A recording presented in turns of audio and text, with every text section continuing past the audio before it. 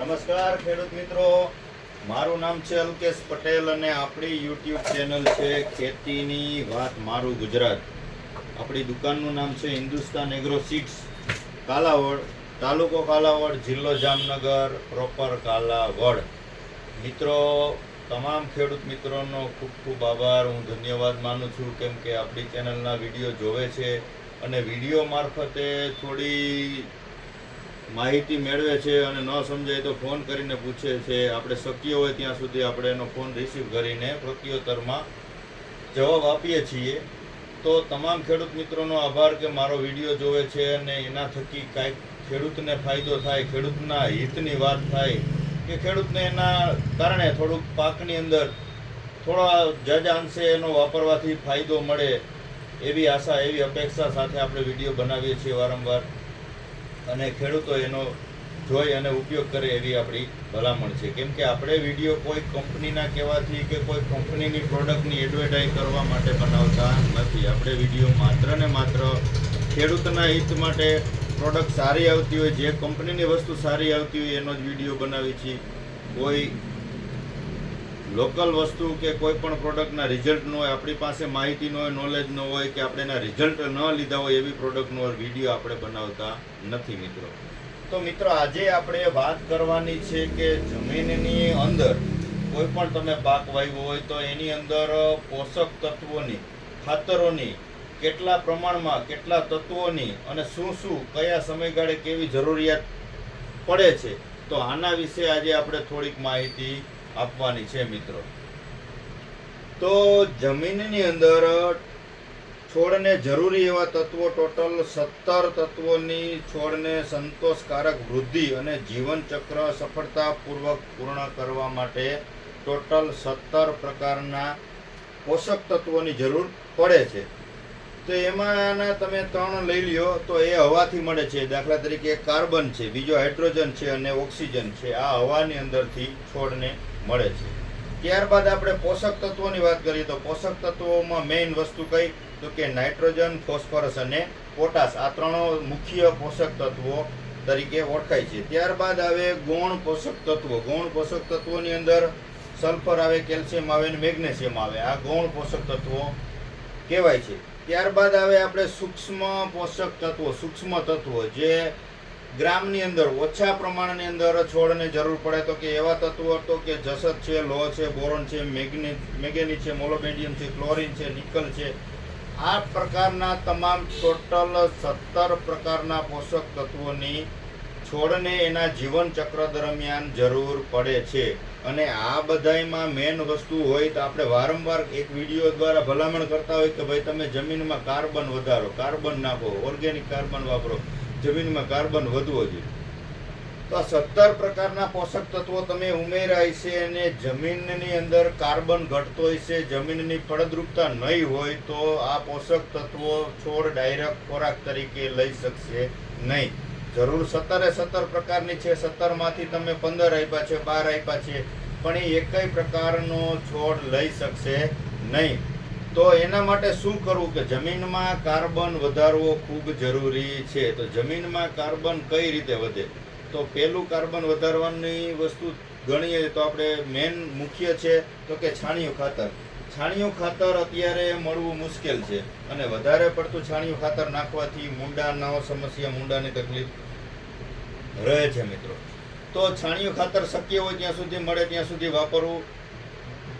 Carbon વધારવાનું main જે કારણ હોય, મેઇન જે પોષક હોય તો એ છે છાણિયું ખાતર. હવે છાણિયું ખાતર મળતું નથી તો કાર્બન વધારવો કેવી રીતે, તો જે એ રીતના માર્કેટની અંદર અત્યારે ખાતર આવે છે, આપણે આ સુપીક સોઇલની પણ ભલામણ કરીએ છીએ. સુપીક સોઇલ વસ્તુ એવી છે કે આની અંદર 14% કાર્બન રહેલો છે.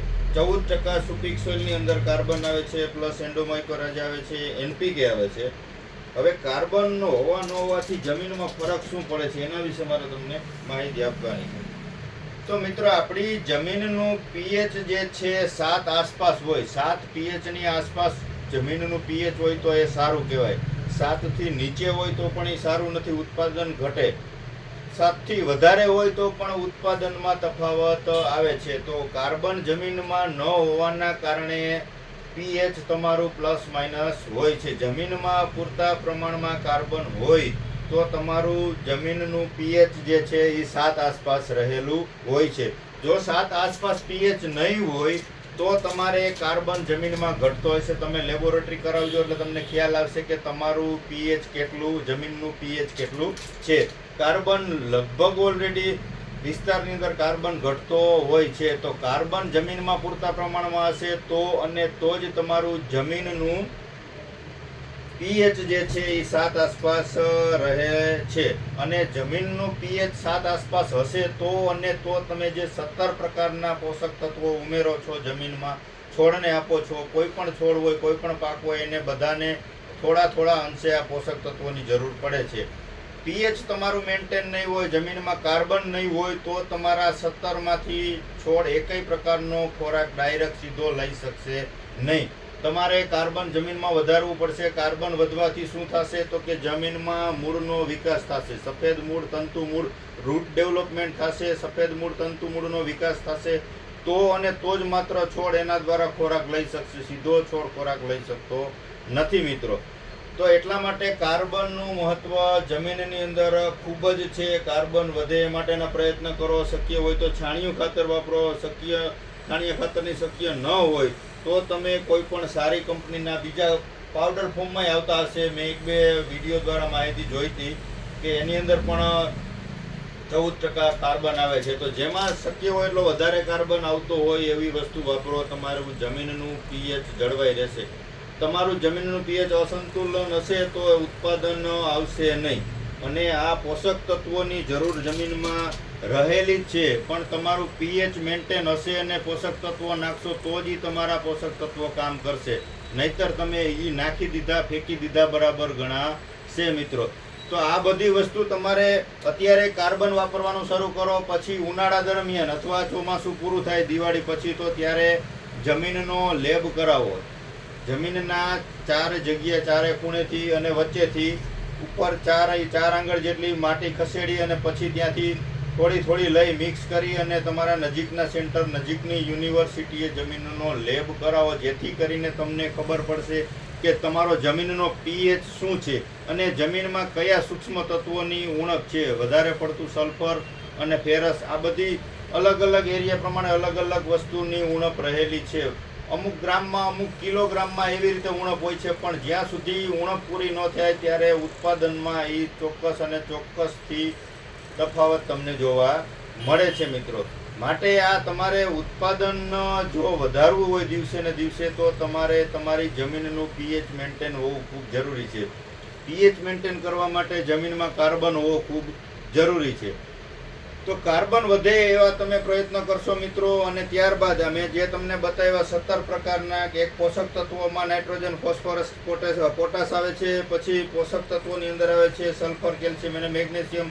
આ વસ્તુ વાપરો. અને સૂક્ષ્મ તત્વોની અંદર જે આવે છે આપણે આ બધા મિક્સ માઇક્રોન્યુટ્રન આવે, કેલ્શિયમ, મેગ્નેશિયમ, બોરોન, ઝિંક વગેરે જે આવે એની માત્ર ગ્રામમાં જરૂર હોય છે. આ બધું વાપરવાનું. પણ જમીનમાં તમારી ફળદ્રુપતા હશે, જમીનમાં રૂટ ડેવલપમેન્ટ કમ્પ્લીટ હશે, કાર્બન જમીનમાં તમારો હશે તો જ આ છોડ તમારો ખોરાક લઈ શકશે. બાકી તમારું નાખેલું એમનેમ જમીનમાં પડ્યું રહેશે અથવા પાણી દ્વારા ધોવાઈને વરસાદમાં જતું રહેશે. છોડ ખોરાક લેશે નહીં. માટે જમીનની ફળદ્રુપતા વધે એવા પ્રયત્ન કરજો મિત્રો. દવા તમે ગમે એ વાપરશો, બીજા ખાતર અન્ય ગમે એ વાપરશો તો ઉત્પાદન છતાંય મળતા નથી. દિવસે ને દિવસે ઉત્પાદન ઘટતા જાય છે. કેમ કે આ વધારે પડતા પોષક તત્વો નાઇટ્રોજન, ફોસ્ફરસ અને પોટાશ જમીનમાં વધુ પડતા પ્રમાણમાં પડી ગયેલો છે. તમે લેબ કરાવશો એટલે તમને એમાં ઓલરેડી તમને સમજાવશે અથવા બતાવશે કે તમારી જમીનમાં ફોસ્ફરસ આટલો વધે છે, આટલો નાઇટ્રોજનનો વધારો છે, આટલા પ્રમાણમાં જ તમે વાપરો, આટલું આ જ નાખો. આપણે આડેધડ ઉપયોગ કરીએ છીએ કે ભાઈ હાલો 2 થેલી આ નાખ્યું, 2 થેલી આ નાખ્યું, બધું મિક્સ કરીને નાખી દીધું એટલે બધું આપણે આપી દીધું. હવે છોડને કાંઈ જરૂર પડે નહીં. પણ એવું હોતું નથી મિત્રો. જમીનની ફળદ્રુપતા હશે તો જ તમારો ખોરાક જે આપેલો છે એ છોડ લઈ શકશે. જમીનની ફળદ્રુપતા નહીં હોય તો તમારો છોડ એ ખોરાક લઈ શકશે નહીં. તમે ગમે એ આપ્યો હશે તો એ છોડની ફળદ્રુપતા, જમીનની ફળદ્રુપતા નહીં હોય, છોડના તંતુમૂળ નહીં હોય તો એ છોડ ખોરાક લઈ શકશે નહીં.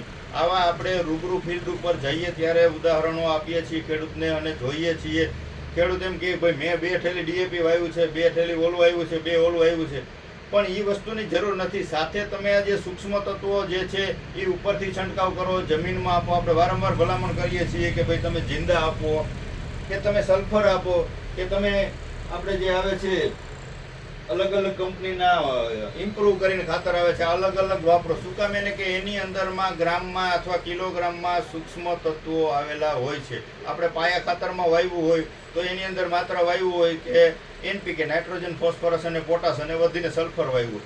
પણ આ ઝીંક, બોરોન જે છે એ બધા મેગ્નેશિયમ છે અલગ અલગ જે છે એ ઉપરથી સ્પ્રેમાં પણ આપો અને નીચે જમીનમાં પણ આપો, જેથી કરીને પાક તમારો જ્યારે એનો ફળ બંધાવવાની અવસ્થા હોય, માલ બંધાવવાની અવસ્થા હોય કપાસની, ત્યારે બગાડ બેસી જાય છે. અથવા મગફળીની અંદર પૂરતા પ્રમાણમાં જે દાણો ભરાવાનો હોય દાણો ભરાતો નથી, હળવો રહી જાય છે. તો આ બધાય પોષક તત્વોની ઉણપના કારણે તમારો પાકનો વજન હળવો રહે છે, પાક પૂરતા પ્રમાણમાં ભરાતો નથી. બરાબર છે. અમુક આપણે એવી માન્યતા હોય કે છેલ્લે પોટાશ નાખી દે એટલે દાણા કમ્પ્લીટ ભરાઈ જાય, છેલ્લે પોટાશ નાખી દે એટલે કપાસમાં બગાડ ન આવે, કે કપાસના ઝીંડવા ભરાઈ જાય. માત્ર પોટાશથી ઝીંડવા ભરાતા નથી, પોપટા ભરાતા નથી, કે કોઈ પણ સોયાબીન હોય એનો દાણો ભરાતો નથી.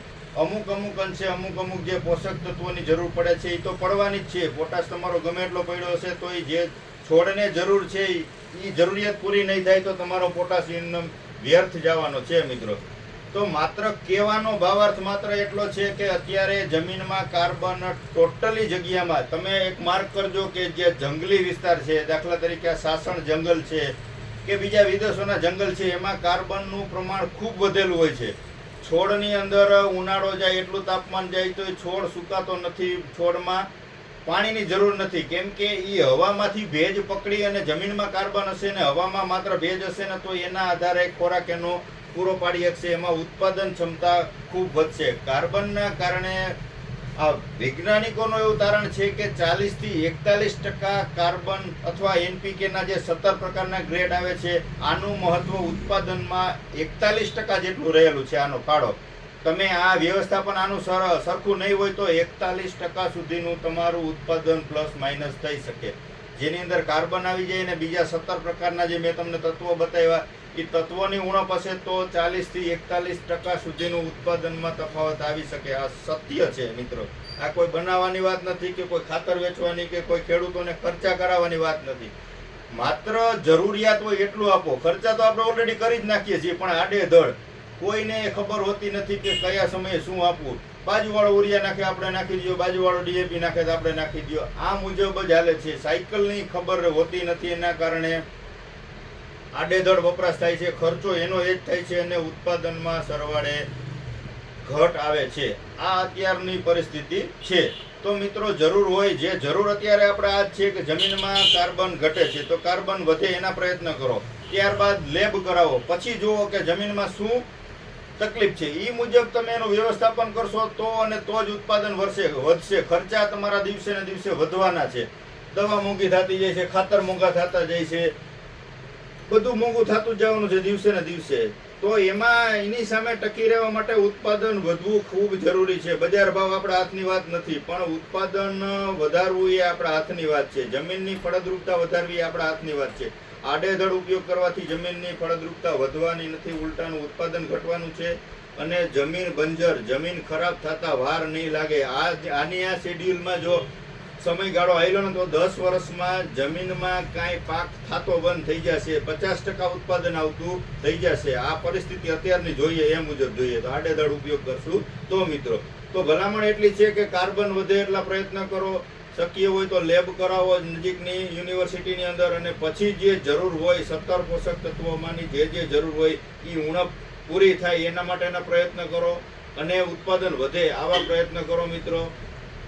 આપણી ચેનલ સારી લાગે, આપણા વિડીયો સારા લાગે તો બીજા ગ્રુપમાં શેર કરો, સબસ્ક્રાઇબ કરો, ઓલ ઉપર ક્લિક કરો. અવનવી માહિતી આપશું. આપણે ફિલ્ડ વિઝિટ કરતા રહીશું, રૂબરૂ ખેડૂતના અભિપ્રાય લેતા રહેશું. અવનવી માહિતી માટે તમે ચોક્કસ આપણી ચેનલને સબસ્ક્રાઇબ કરજો મિત્રો. જય જવાન, જય કિસાન.